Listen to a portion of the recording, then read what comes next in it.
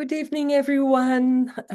Welcome to this exciting book launch. We will start in about 2-3 minutes.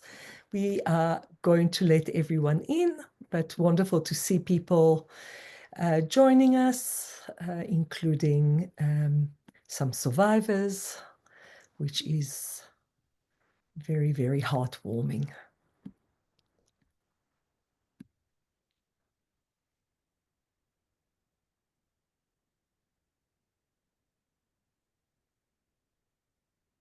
Sorry.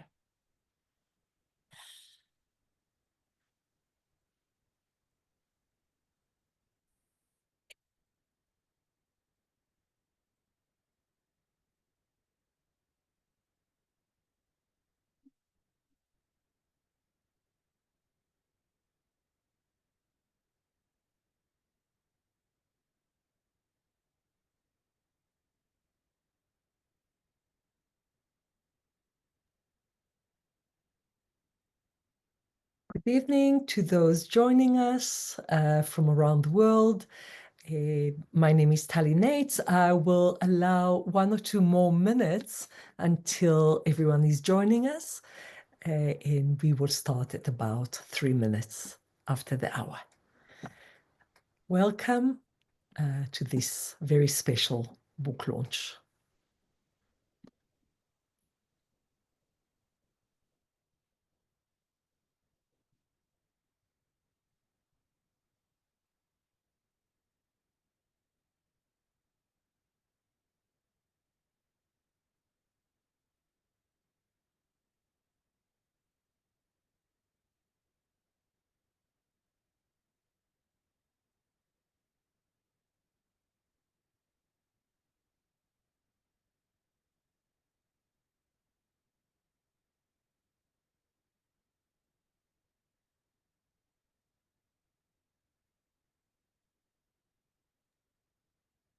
All right, I think we are going to start, and I will invite my colleague Vix to highlight myself and Heidi as we are going to start this very, very exciting book launch featuring the new book by a very renowned journalist and writer, Heidi Kingstone. The book, you heard all about it, is Genocide, Personal Stories, Big Questions. And we thought that as we are ending April, today is the last day of April, one second. As we are ending the month of April, which we consider in the historical world is a month where many, many genocides actually started. Just to name a few, Rwanda, the genocide against the Tutsi in Rwanda, which we will commemorate also today with this book launch, began on the 7th of April. Cambodia began on the 17th of April. Armenia began on the 24th of April.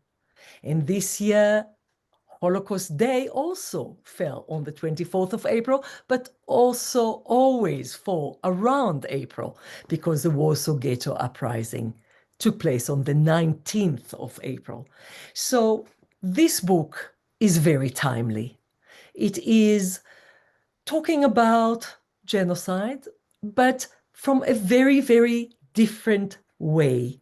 And as we reflect on Kwibuka, remembering the genocide against the Tutsi 31 years later, I will start maybe with the words of Mukesh Kapila, CBE, who was the former United Nations resident and humanitarian coordinator for Sudan, that wrote an excellent article in our own South African Daily Maverick on the 9th of April of this year, 2025, indeed referring to this Genocide Awareness Month that we are talking about.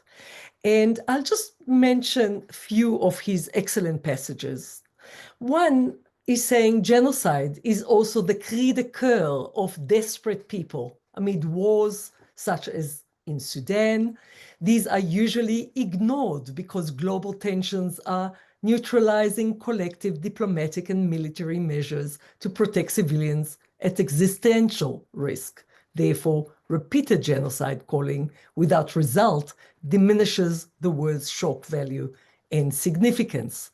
And he warns us that this emboldens perpetrators whose sense of impunity is boosted by the sluggish Security Council, International Court of Justice, or International Criminal Court that won't or can't rule on genocide questions in ways that make a timely difference on the ground. What he then says about Heidi Kingstone's book is the following.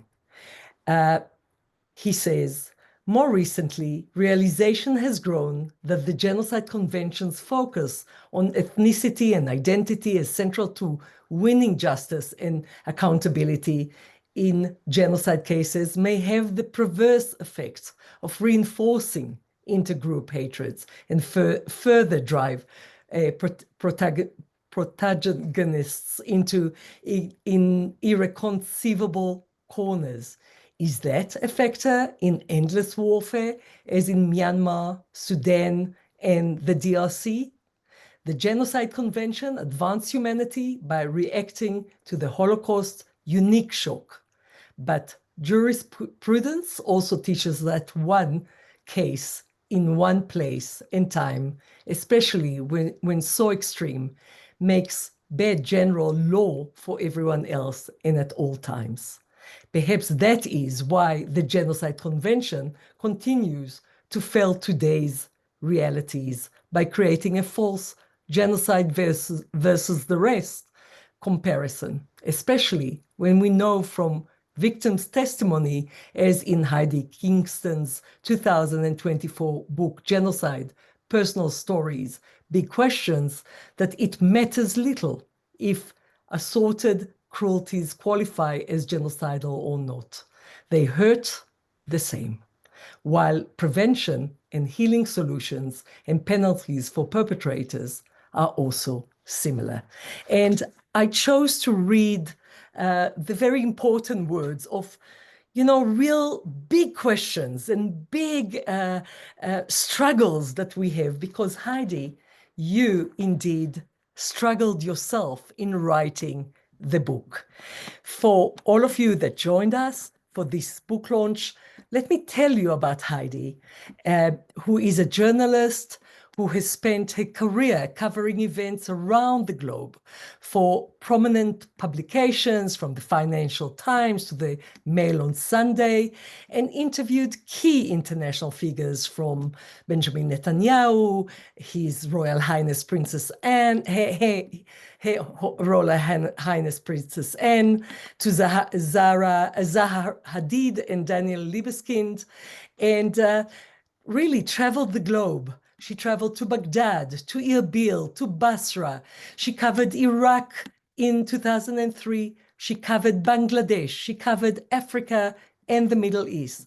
She arrived in an old Soviet helicopter in a C-130 military aircraft to Afghanistan, and she reported from Afghanistan.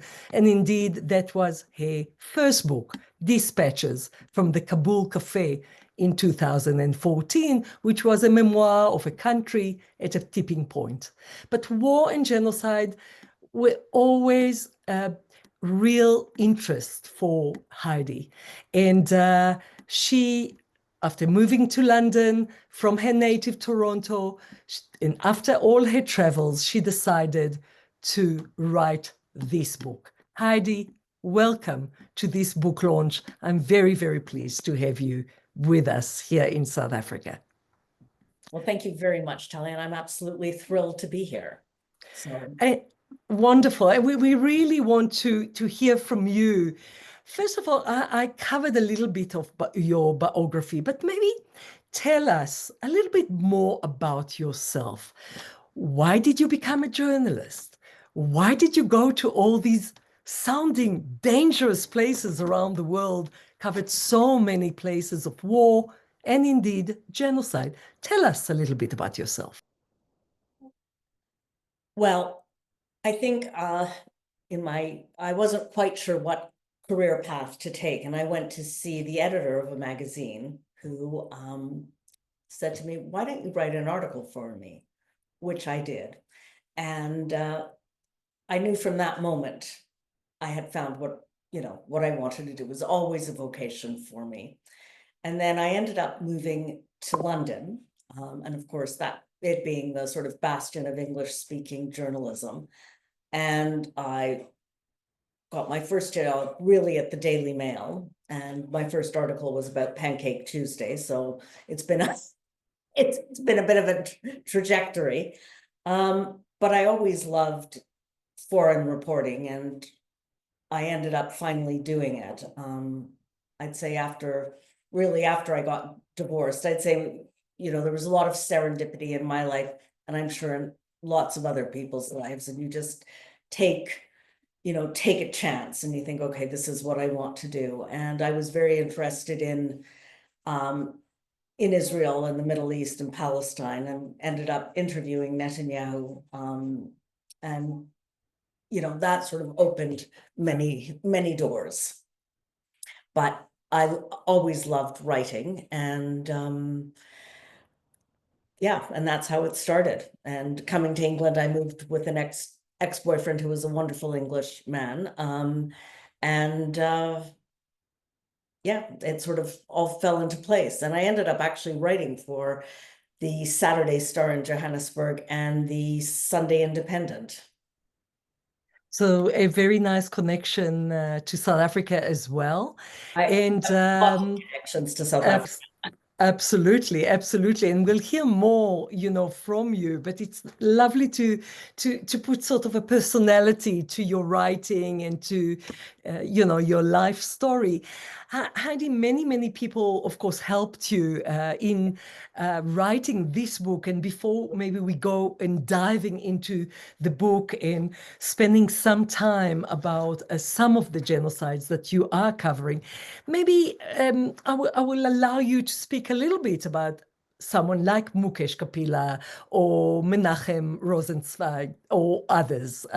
So maybe talk to us about the people that helped you in writing this book. Okay. So talking about serendipity, what happened was I was in Toronto just before COVID. I went for my father's birthday, and I was invited to a small cocktail party and speaking to a woman who was involved with a charity called Project Abraham, and they were resettling Yazidis in Toronto. And I said to her, "Well, have you ever done an oral history?" And she said, "If you're interested, I'll put you in touch with a woman called Paulette Volgese." And I found it fascinating because Paulette was the daughter of two Holocaust survivors, and she was teaching mostly women to speak English, navigate, their new life in Canada. And I liked the arc, and that sort of started me on this book. And yeah. Sorry, what was the rest of the question? No, just the other people that sort of helped you to Yes. write the book. And So yeah. she was absolutely fundamental, because through her, the whole project started, and I met a number of Yazidi women who were in Toronto. But she also introduced me to Menachem Rosenzweig, which is how I came to know you, who is a law of genocide professor at both Columbia and Cornell. And he was absolutely fundamental in helping me talk about Bergen-Belsen and talk about the contradictions in the law, or explaining the jurisprudence. I also, because once you start writing about genocide in a way, you can't really not write about Raphael Lemkin, who it was a Polish Jewish lawyer who learned about the Armenian genocide and realized, and understood that nobody was held accountable. for the murders of, probably 1.5 million people, because a nation could do what it wanted with its citizens. And of course, he was living at the time of the Holocaust, and I think he lost 49 members of his family. But also, it was his life's mission to find a word that described this, as Churchill said, crime with no name. And he came up with genocide, which was genus for people or race, which is Greek, and side, which is Latin, for killing. And he also was fundamental in making it a crime against humanity, genocide. So when I was writing about the Armenian genocide, which until the Holocaust was the high water mark of human barbarity in the 20th century, I met a professor called Umut Kurt, who is Turkish and was living in Gaziantep and sitting at a cafe. I mean, he's a world famous historian, when he learned about the Armenian genocide, because the cafe he was sitting in, where he had gone for years, he found out was owned by Armenians who had either been killed or thrown out of the country, probably killed. And that started him, I think, on his path. And he was just incredibly generous. And then through another friend of mine whose mother was an Auschwitz survivor, I met somebody called Alan Whitehorn, who is another Armenian genocide scholar, who was also incredibly helpful. I mean, really, without all their scholarship, I could never have done the book. And of course, the survivors I spoke to, people who shared their stories, it was an amazing work of generosity from all these people. Yeah, and it's amazing because you dedicated now years to write the book, and the process was not easy. The making of the book was never easy. And with us today, there are others that wrote books, and we all know, how difficult it is. How was it for you? It's a heavy subject. You're coming from a journalistic background, interviewing people. We'll speak a little bit about it later. But how was the process for you of writing the book? Well, it's funny because it didn't start out as a book. It started out really as an article, which was linking these two genocides, the Holocaust and the Yazidis. But of course, for the Holocaust, Germany was the bastion of hell. But for the Yazidis, the Germans took in, I'm not sure how many, but maybe a lot of Yazidis. I mean, thousands and thousands. So it was a safe haven. And that was the first time I think they really learned about Germany. So, yeah, sorry, go. I'm sorry, I've lost my train of thought. No, it's okay. About the making, the making. So you started with this article, and yes. And then through Menahem, I met somebody called Ben Ferrance. And that was an extraordinary link to history, because at 27, he was the youngest prosecutor at Nuremberg. And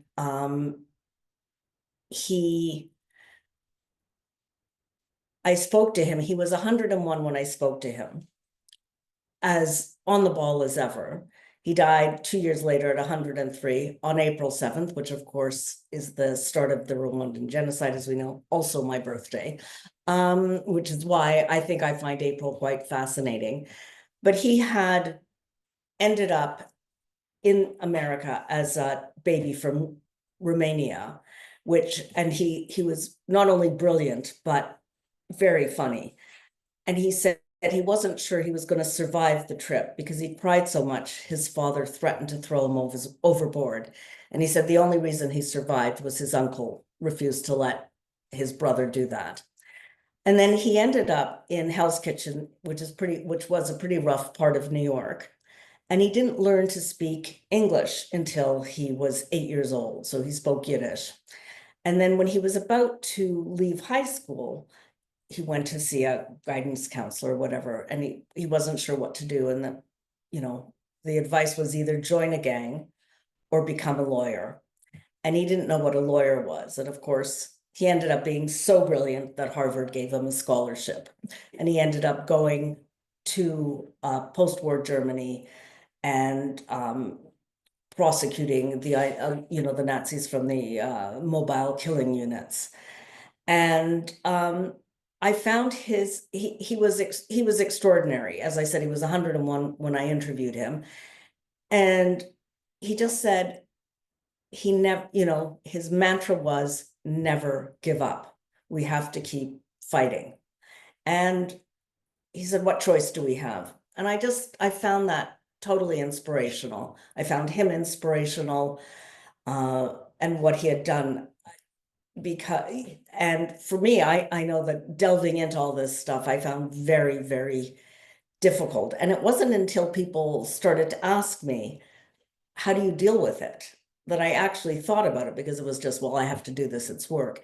But I ended up watching a lot of rom-coms. So, and there were just other people. I remember speaking to a Rwandan survivor called Ish, whose last name I'm not going to try to pronounce. And he had worked with General Romeo Dallaire, who I'm sure you all are familiar with.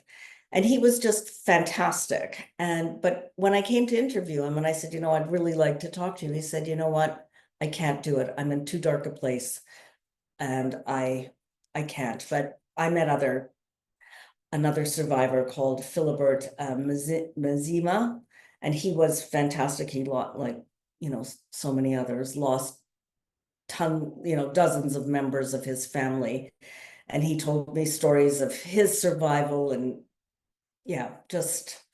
and I think it was gathering all those things. So it started off, as I said, from an article. And then once I wrote that article and I spoke to Menachem, and he introduced me to Ben Ferencz. I wrote an article about Ben Ferencz. And then Menachem and I went to Bergen-Belsen together, which was quite amazing because he and Paulette were two people who were born in Bergen-Belsen after it had become a displaced persons camp, and they were born in 1948. And we went together, and it was just, extraordinary being on, these killing fields. And there was a young man walking across the field, and he came over to us and he said, do you have any connection to this place? And Menachem said, yes, I was born here, et cetera, et cetera. And then Menachem said, and do you have any connection? And he said, yes, my grandfather was one of the first ambulance drivers to come into a liberated Bergen-Belsen, which was liberated on April 15th. And there was like this frisson, because Menachem then turned to him and said, your grandfather saved my life. And it was just, I still get goosebumps every time I think about that. And then Menachem, we went around the camp, and there was a cinema for Nazis. And Marlene Dietrich, who was a, famous movie star in the 30s, had moved to the US in 1930 and was an anti-Nazi resistance heroine. And she found out that her sister was at Bergen-Belsen, and she thought she was a prisoner, only to find out that her sister ran the cinema with her husband. And she never spoke to her sister again. I don't think they ever saw each other again. So it was just wonderful, all those, bits of information that you get. There's so many other stories. I went to Germany recently. Do you still want me to go on? You could tell us one more story. This is fascinating. Absolutely.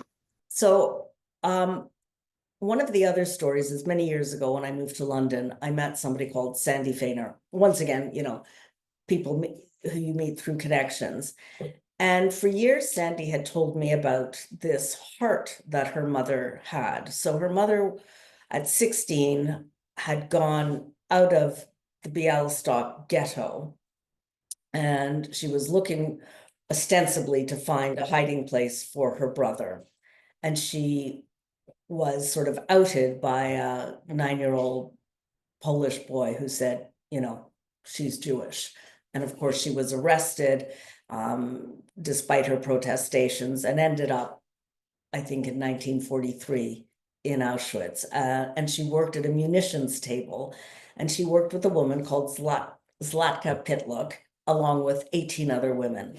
And for her 20th birthday, Zlatka was determined that Fanya, Sandy's mother, would be able to celebrate. She said, nobody knew whether they would be alive tomorrow, but they were alive today. And somehow Zlatka managed to create a purple-shaped cloth heart with a big F embroidered on it. And all the women signed this origami heart. So there are 18 signatures in several different languages, which Sandy's mother managed to keep on the death march, which is also extraordinary. And of course, they could all have been killed for doing this. And somehow they managed to create this heart and keep it. And the guards knew something was up, the capos, the Jewish guards, and they beat Zlatka, and I think Fanya as well, but she managed to stuff it in, the straw in the barracks and managed to keep it. I mean, there are all these extraordinary moments of resistance.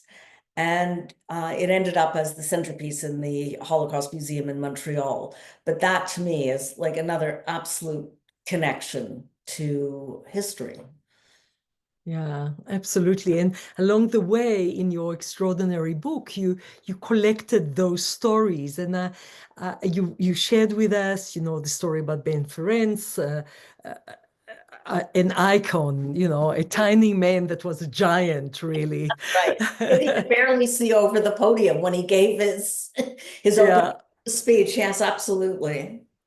So you shared with us all those amazing stories, but you met amazing people along the way, and I'm specifically interested in people that you met along the way, and you shared with us some of those stories. But you heard about events in so many countries, people that went through so much pain, and as we specifically think about Rwanda, and we think about the 3 months of the genocide, started on the 7th of April, ended sometime in the first week of July, and the, almost 1 million men, women, and children that were murdered.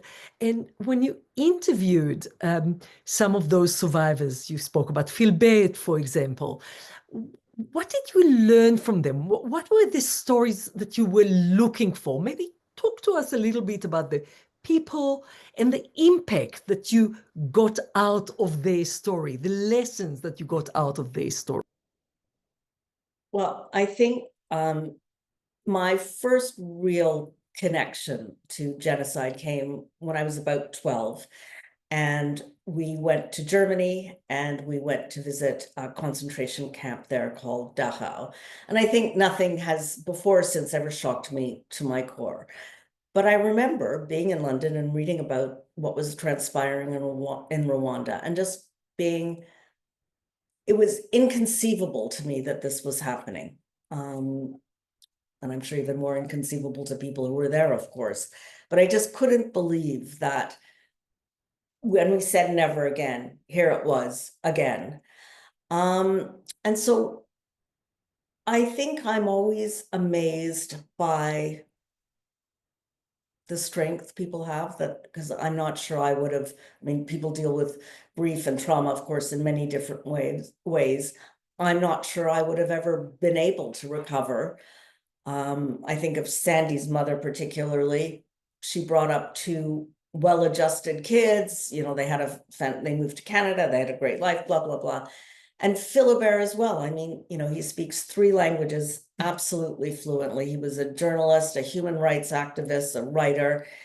And, he relocated to Canada and he was just, incredible. So strength, resistance, willing to share their stories, which I think most people want to, but must be really difficult. So of course you're honored that they are willing to share that with you, because of course it's, it's very difficult, I would assume. And I felt very privileged. And when speaking to the Yazidi women, and that was all very raw, because I spoke to them, just a few years after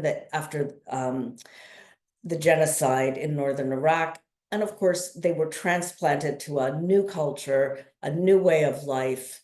And they were still unable to trace some of their relatives. Some of their children weren't, hadn't been found. They had the most horrific stories about, being raped and trafficked and abused. And there was one story about a woman who was in this family, and of course the woman would just, the wife would help the husband rape this Yazidi girl slave, because she thought it was her duty as a as a Muslim wife.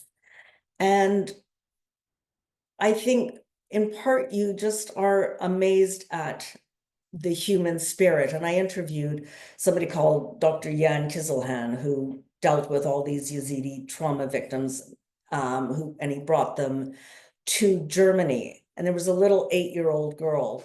And he said, he had all these stories, and he'd say, one woman would come in and she would tell me her story, and he'd think, that's it can't get worse. And then someone would come in and they'd say another story, and that was even worse. But this little 8-year-old girl, because of course he has 2 young daughters, said, I don't understand this cruelty, what is it? And he said to her, I can tell you scientifically. He said, people, there's evil, but he said, there are also people here who want to help and who will love, and there are good people and people who love, and you have to remember that message. And I think, so, and for me, it's also mixed with the fact that I am the daughter of a psychiatrist, and my father was always a big icon for me. I thought he was wonderful, etc. And I think merging those two things, that, not that you can recover, but you can deal with it and move on. And of course, that's the great sort of moment where you survived, and for, the Nazis or the Hutu or whatever did not. And that's the triumph. Yeah, it's not an easy process. And I'm thinking about uh, you're using your journalistic skills, of course, to speak to people that just, the descriptions that you describe. Maybe talk to us a little bit about that process, that interview. How do you gain the trust? Why people will tell you things that are so difficult, and what is happening to you in the process, and then you write about it as well. So just talk to us a little bit about that. I think that it allows us a glimpse into something that we, the historians, that are using archives and testimonies many years later, don't have what you did for this book.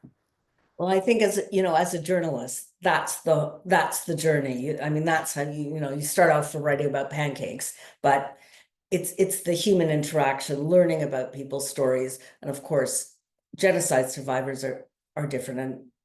And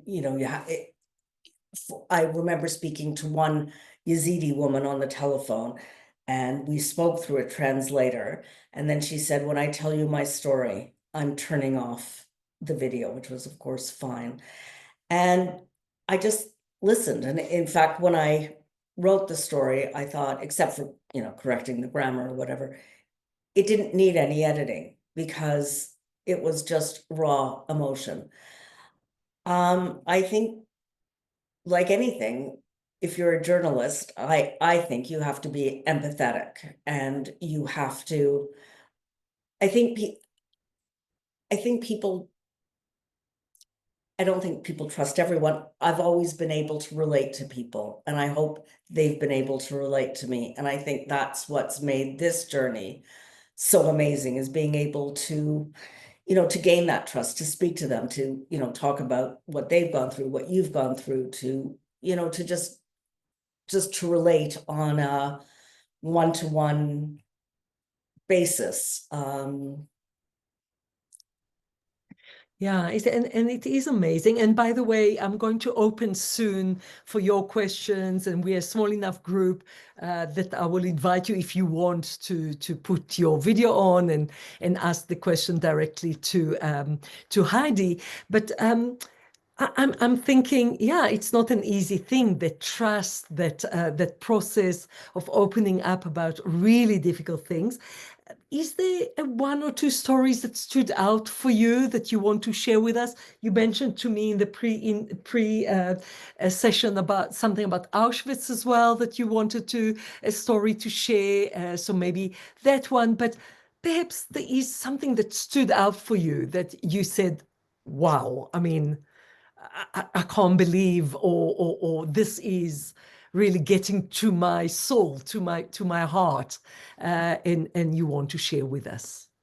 I think speaking to I went to Rwanda, but I went many years later, and I went to the Kigali Museum, and I drove from Kigali down to Lake Kivu and then over into DRC. Um, I'm just trying to think of, I think when I went to Toronto and I went with Paulette to see the Yazidi women, and there was one woman, and she talked about how she was helping another survivor who would just black out during the day. She would pass out and be unconscious. Um, and that was her way of dealing with the loss. I mean, she eventually, I think, got some treatment and was better and all that. But those were all the stories that were just so heartrending. And then I spoke to another Yazidi woman who was also in Toronto, and she just talked to me about her escape and how, she was beaten by this man and then sold and then beaten by someone else. And then she found a doctor who was really helpful and helped her escape. And it was just, I mean, there were so many, because every story is incredible. So I think the one I'm most familiar with is Sandy's, and her mother's. And then when I went to Germany, I think last year, I met the granddaughter of Zlatka Pitlock, who was the woman who made the heart for Sandy and had moved to Argentina, and just hearing about them. And I think for everyone being acknowledged of what had happened and writing about the genocides, I mean, I think that seemed to me such an important thing, that people, their pain was acknowledged, and that the Yeah, memory. yeah, and that is what you did. It's the recognition of the pain and recognition of the memory. Recognition is so important, and we know that. What is interesting as you're speaking, and as I was reading the book, is that you can see also parallels. So if you read about Armenia and selling of women to be servants, or so on, and then you go to Iraq or Kurdistan and that region, and you hear the Yazidi stories, and you see lots of parallels. You go to Rwanda and you hear some of those stories, terrible stories of whole families wiped out, and then you think about the Holocaust and you think about how whole families were wiped out. So those parallels, and I assume that as you were putting the book together, those parallels, those places, processes came to you quite clearly. So I wonder if you can speak about that, and that will be my last question, and I'll open to everyone in the last 20 minutes or 15 minutes that we have, just to say. Can you speak about the lessons, the parallels, um, the things that you thought after writing all those stories, interviewing all those people, writing all those amazing stories about resilience and so on? what stayed with you? What do you want us as the reader to read and come out with after reading your book? Well, I have a chapter in there called Zigzags of Parallels because first of all, there's so many parallels between all the genocides. I'd say the one that struck me originally was the parallels between the Armenian genocide, which was almost a blueprint for the Holocaust, and the many similarities with what, the experiments that the Armenian doctors, the Ottoman doctors did on Armenians. It was just exactly like what Mengele did, but they all had that same thing of othering. With the Ottomans, it was, the Armenians weren't good enough. With the, in Rwanda, as we know, it was the Hutu against the Tutsis. With the Nazis, the Jews were vermin, as was just about everyone else who wasn't, wasn't German. And it was all those things, there were cockroaches in Rwanda, there were apes and pigs, etc., in Germany. And I found it amazing that they were all the same. I mean, the same in Cambodia. It's always another person. And the perpetrators always seem to be able to justify what they do because they dehumanize the other. And for me, I think that was the lesson. And the fact is that, okay, they all differ, the genocides, but they're all the same. And it's a lack of respect for human life. And how is that possible in this day and age? But it is. And I think that was, for me, really significant. And it was, Ben France's message, never give up, because we don't have a choice. We have to stop this what is literally madness. Yeah, and of course there are many similarities and but many differences, of Of course, course. And I think through the interview process and seeing some of the observers, the witnesses, but also the survivors and others. Quite a lot is coming up. Did you manage to interview any perpetrators by any chance? No, and Because I know that for us it was a very interesting process. In Rwanda, we interviewed for the exhibition 8 perpetrators, and it was interesting to not only hear what they did, but how they justify and so on. Was that difficult? Was that very difficult to get to? do you know what? I didn't interview any perpetrators. I would love to, and maybe that's another project because, of course, that's so fascinating. But I remember Philibert saying to me that what he would like to do is have a perpetrator in a cell, naked, sitting on a chair, trying to justify what he had done. And I found that, really interesting. And so I didn't, but I think I write a little bit about perpetrators because I actually think that's fascinating how you can just disassociate. One of the things that I think I wrote about was that, perpetrators go to work, do what they had to do to their victims and then go home and have perfectly normal lives and be very, if their kids got sick or whatever, were very, very concerned and emotional. And it was that sort of disassociation that was so fascinating. I don't know if Yeah. you found what if you Yeah, found very that. much so. Very much so. I think many of the films, like The Zone of Interest, is showing that, Yes, living right next to Auschwitz and yet, absolutely. caring about, yeah.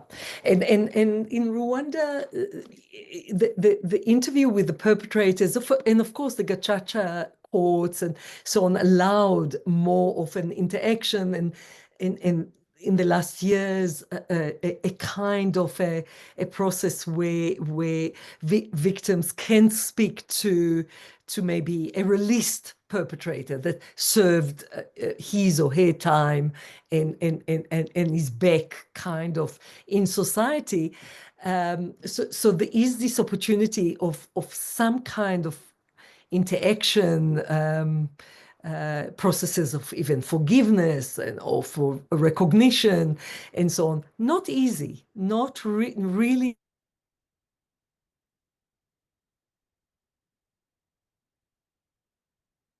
not Sorry, I think Tully's even, internet is just broken. sorry. Sorry, I lost you. Sorry. I will allow the audience now to raise their hand, write in the chat. Of course, I have millions of other questions, but we have wonderful people with us in the audience, and I will be very, very glad to allow also others to have a conversation with Heidi, who, as you heard, covered anything from Afghanistan to Bangladesh to the Rohingya to Iraq to so much more in Africa. So I will invite people to also pose questions and just raise your hand that I will see. You know, you asked me if I have any memories of stories, and in fact, Philibert was telling me that, you know, he was captured and left for dead, ended up, you know, in the north of the country, and somehow was told to, you know, just escape, which he did. And he went back to Kigali and to, you know, took his chances because there was nothing else, to a Hutu neighbor of his who he went into the house and found that there were 30 other Tutsis who he was harboring. But then he would go out during the day and kill people. And he said he could never reconcile that. And of course, he, you know, he was set free or whatever. He was never charged. Anyway, that's my story. Sorry. Yeah. And those gray zones, specifically in Rwanda, are quite familiar. People that saved on the one hand and killed on the other, or betrayed. Look, it exists in every genocide, but I think in the Holocaust, it was kind of taboo. For many, many years, we spoke about categories as if people did not move between those categories. You know, if you were bystander, you were bystander. If you were collaborator or perpetrator or rescuer or whatever, you didn't move. Today, we know that people sometimes rescued while other times they betrayed and so on. In Rwanda, with the proximity, small country, the hills, the population, the fact that so much was happening in such a short period of time, we do know that some moved between categories, saved, but perhaps also killed. And it's not as simple as that. And I assume that your book is bringing some of those stories also to the fore. Heidi, maybe while people are thinking about the question, so what are your conclusions about genocide? I mean, Mukesh Kapila is saying that basically, you know, the comparison is not helpful, that you are this competition in suffering is not helpful.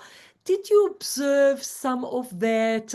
What were your conclusions about genocide, crimes against humanity, and others?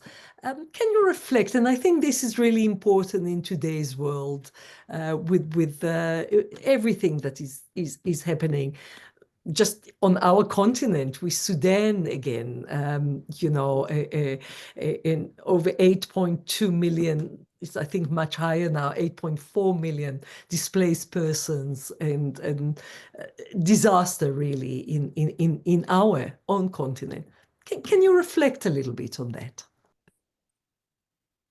Yes, I mean, in fact, Mukesh and I did a podcast last week, and he said, you know, which is your favorite genocide, sort of tongue in cheek. And of course, for me, you know, as I said, I was Rwanda, just I just couldn't believe it.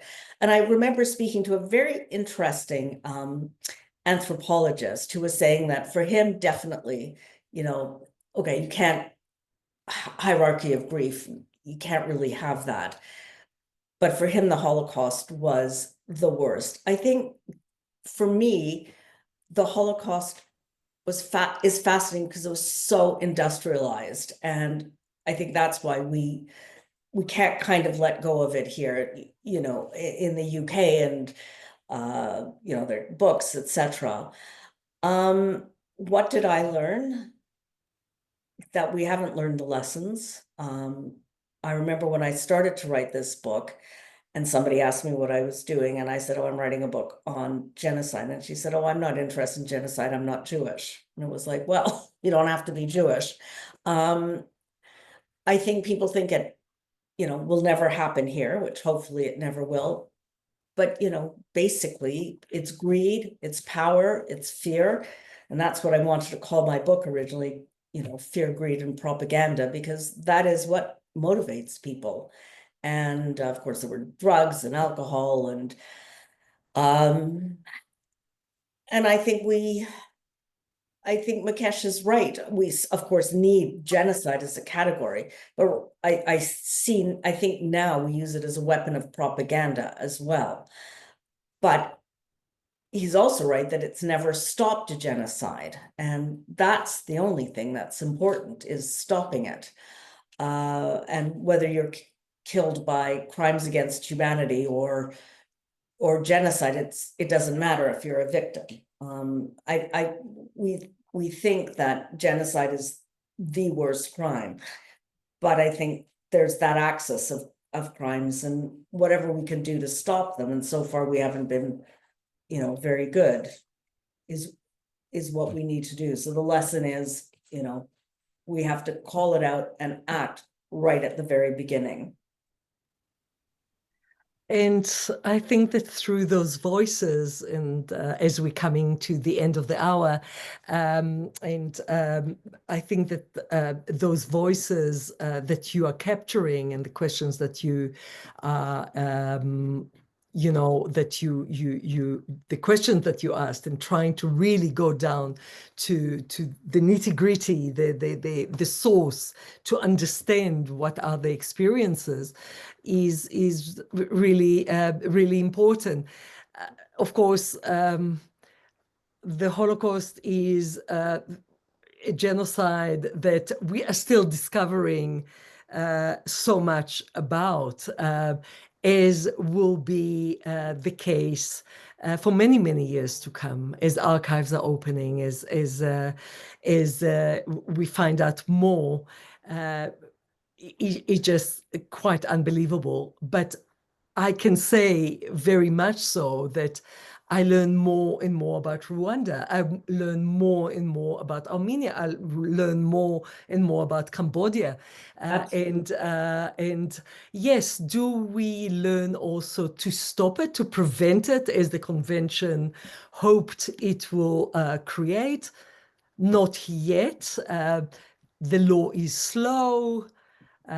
You know, it is not preventing, but listening to the stories, capturing the stories, finding out more, and educating about them is very, very important. So Heidi, I'll give you the last word before I'm going to close, and recommend for everyone to get your book, which really is a very, very different look, because it comes from the individuals.